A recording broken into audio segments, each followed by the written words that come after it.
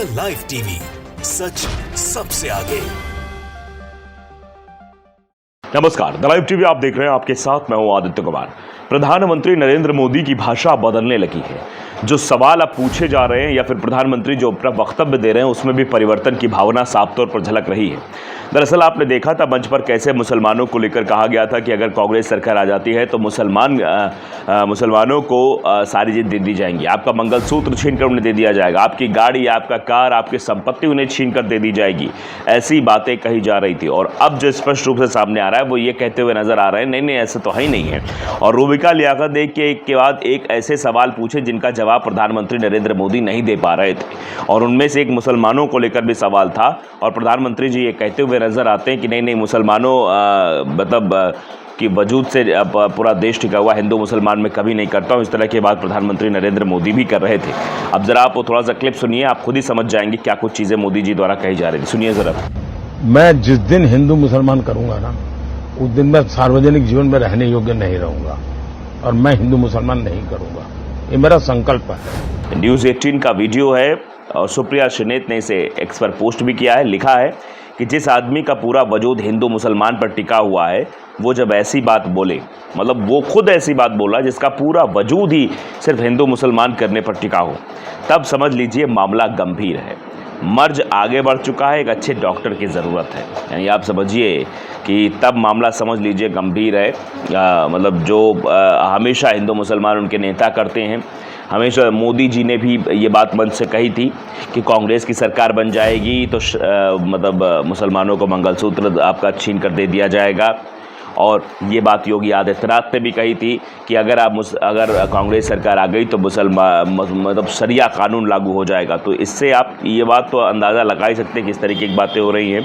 तो अब देखिए उस पर जब सवाल जवाब हो रहा है तो प्रशांत भूषण ने भी वही वीडियो साझा किया कि देखिए प्रधानमंत्री जी पहले ऊपर उनका वीडियो लगाया जिस वीडियो में ये कहते हुए मोदी जी नज़र आ रहे थे कि अगर कांग्रेस सरकार आ जाएगी तो आपके मंगलसूत्र को अल्पसंख्यकों को दे दी जाएगा, क्योंकि इनके सरकार ने कहा था, मनमोहन सिंह ने कहा था जब ये थे कि पहला हक मुसलमानों का है, पहला अल्पसंख्यकों का है। ये बात मोदी जी कह रहे थे मन से और उसके बाद इस तरीके का मोदी जी बयान दे रहे हैं। अब समझिए रूबिका लियाकत ने सवाल भी टाइट पूछ लिया, ये घुसपैठ, ये ज़्यादा बच्चा पैदा करने वाले। जब ये सवाल पूछा तो मोदी जी उसका जवाब भी अलग तरीके से देते हुए नजर आए। पहले ज़रा आप सवाल रूबिका लियाकत का सुन लीजिए, उसके बाद मैं जवाब भी आपको सुनाता हूँ। पहले सवाल सुनिए। स्टेज पर आपने मुसलमानों का जब जिक्र किया तो घुसपैठिया, ज़्यादा बच्चा पैदा करने वाला, इसकी क्या ज़रूरत आन पड़ी? सुनिए आपने। अब मोदी जी क्या हुआ, मोदी जी ये कहते हुए नजर आ रहे थे, क्या कहते हुए नजर आ रहे थे वो भी ज़रा आपको सुनाते हैं। मोदी जी कह रहे थे जब 11 बच्चों की बात आती है, क्योंकि रूबिका लियाकत ने सवाल पूछा कि 11 बच्चों की बात, ज़्यादा बच्चों की बात और मुसलमानों की बात, घुसपैठियों की बात, तो उन्होंने मोदी जी तुरंत बात से पलटते हुए नजर आए कि नहीं मैंने ऐसा तो नहीं कहा, मैंने तो ये हमेशा गरीब लोगों के बारे में बात की है। तो आप समझिए कि एक तरफ मुसलमानों के खिलाफ बोल रहे हैं, प्रशांत भूषण ने वही चीज़ें लिखी हैं, और एक तरफ आप ये कह रहे हैं कि भैया देखो ऐसा नहीं ऐसा है। तो लोग आपका कौन विश्वास करेगा? यही चीज़ लिखने की कोशिश की है, यही बताने की कोशिश की है। और कुछ लोग तो मतलब अपरिचित का वो जो सीन होता है जिसमें आप मूवी देखी होगी, इसमें बार बार वो कैरेक्टर से कैरेक्टर चेंज हो जाता है, बार बार कभी रैम्बो बन जाता है, कभी अपरिचित बन जाता है, तो कभी अम्बी बन जाता है। उसी कैरेक्टर की तरह लोग कह रहे हैं कि ये देखिए तो बार बार कैरेक्टर बदल रहे हैं, बार बार ऐसे ऐसे मतलब रिएक्ट कर रहे हैं। देखिए ये एडवोकेट नाजनीन अख्तर लिख रही हैं, एक्टिंग करने में महारत हासिल है साहब को, यानी एक्टिंग करने में सबसे आगे है। यानी मोदी जी की एक्टिंग में अपरिचित फिल्म के नायक को भी पछाड़ दिया है। देखिए वीडियो, वो वीडियो भी लगाया है। और कुछ लोग तो मोदी जी की रैलियों की भी तस्वीर साझा कर रहे हैं। अब की बार भीड़ जमाने 400 वाले हैं लाचार। आप देखिए खाली कुर्सियां बैठी, मतलब खाली कुर्सियां हैं, उन पर लोग नहीं बैठे हैं और किस तरीके से विरोध हो रहा है, लोग विरोध कर रहे हैं, वो तस्वीरें भी आप साफ तौर पर देख सकते हैं। अब ऋषि चौधरी लिख रहे हैं, काश मोदी जी को मर्यादा शब्द के मायने पता होते, या फिर इतने भुलक्कड़ हैं कि खुद की 4 दिन पहले कही बात ही भूल जाते हैं। या मोदी जी भुलक्कड़ है या फिर जो चीज़ें कह रहे हैं वो है। अब शिवराज यादव लिख रहे हैं कि इससे ज़्यादा दोगला इंसान नहीं देखा। ये मैं नहीं कह रहा हूँ, शिवराज यादव कहा जा रहा है कि इससे बड़ा दोगला इंसान मैंने नहीं देखा है। और न्यूज़ 18 में कहा कि मैं जिस दिन हिंदू मुसलमान करूँगा उस दिन मैं सार्वजनिक जीवन में रहने योग्य नहीं रहूँगा। आप समझिए मोदी जी ये कह रहे हैं कि जिस दिन मैं हिंदू मुसलमान करूंगा उस दिन मैं सार्वजनिक जीवन में रहने योग्य नहीं रहूंगा। आप बताइए कितना बड़ा झूठ, कितना बड़ा फरेब, कितना बड़ा छल कपट ये हो रहा है और कैसी बातें मोदी जी द्वारा कही जा रही हैं, इसको आप स्पष्ट रूप से समझ सकते हैं। यानी ये एक जो मोदी जी द्वारा कहा जा रहा है, आप पहले भी आपने देखा होगा किस तरीके से उनकी भाषाएं परिवर्तित हो रही हैं। अनुज लिख रहे हैं कि शब्दों के खेल रचना तो आप जानो वकील बाबू, आपको तो विश्वास ना कभी था न कभी होगा। ये देखो समर्थक भी मिल जाते हैं। और एक बात मान लीजिए वकील बाबू, हमें मोदी जी पर विश्वास करना नहीं है, हमारा विश्वास है उन्होंने जो कहा उस पर भी और जो नहीं कहा उस पर भी। इसे कहते हैं टोटली अंधभक्त और टोटली जो है उसके राह पर चलना। विवेकानंद ने एक बात कही थी बड़ी जटिल तरीके से कि अगर एक इंसान के पीछे ही सबको चलना होता तो केवल एक इंसान को दिमाग बुद्धि सब दे देते, दूसरे को ना देते, उसी के पीछे सब लोग चलते। इसलिए भगवान ने सबको बुद्धि विवेक दिया, अपने बुद्धि विवेक सोचो। तो आप समझ सकते हैं ये जो मोदी जी ने बोला है, जो नहीं बोला है वो भी ठीक, सब ठीक है।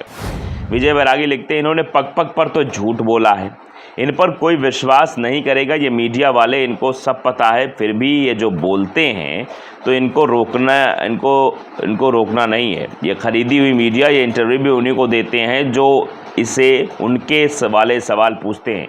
ये लिस्ट दे देते हैं, ये सवाल आप पूछना और मीडिया भी वही सवाल पूछता, और ये झूठ की सबसे बड़ी मशीन है।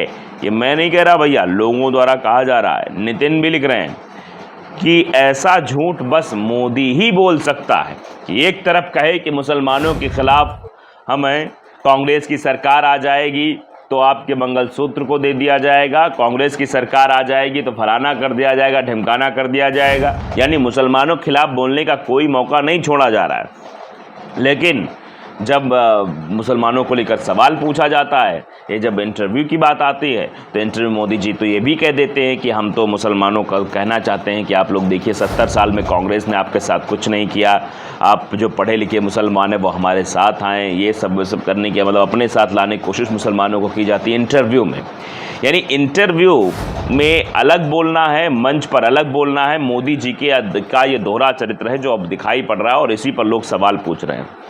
नितिन लिखते हैं ऐसा झूठ बस मोदी बोल सकता है। वास्तव में जब इंसान अपनी आयु के अंतिम पड़ाव पर होता है तो उसकी मानसिकता और उसकी बुद्धिमत्ता उसका साथ छोड़ देती है। बस मैं नहीं कह रहा हूँ, ये लोगों द्वारा कहा जा रहा है। आपको पता है इस बीमारी को क्या कहते हैं? ये जस्सी दुआन लिख रहे हैं कि झूठ बोलो, सुबह शाम बोलो, फिर से झूठ बोलो, विश्वास को विश्वास ही जीतेगा, कोई और नहीं जीत पाएगा। जर्नलिस्ट संजय लिख रहे हैं। तो आप समझिए लोग कहना विश्वास को विश्वास ही जीतेगा, ये दरअसल लोगों द्वारा सवाल उठाया जा रहा है कि इस तरीके की भाषा मोदी जी कैसे बोल रहे हैं। हंसी मजाक में भी ट्वीट किया जा रहा है, इस पर लिखा है बेशर्मी की हद होती है तो नीतीश कुमार से भी ज़्यादा पलटू राम निकले। यानी जो अपनी बातों से पलट रहा हो, जो नीतीश कुमार ने कहा था कि कभी गठबंधन नहीं करेंगे, अब वो भी बदल रहे हैं और जिस तरीके से स्थितियाँ निकल रही हैं वो भी बदलती हुई दिखाई दे रही हैं।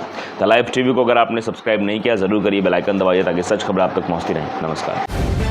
द लाइव टीवी, सच सबसे आगे।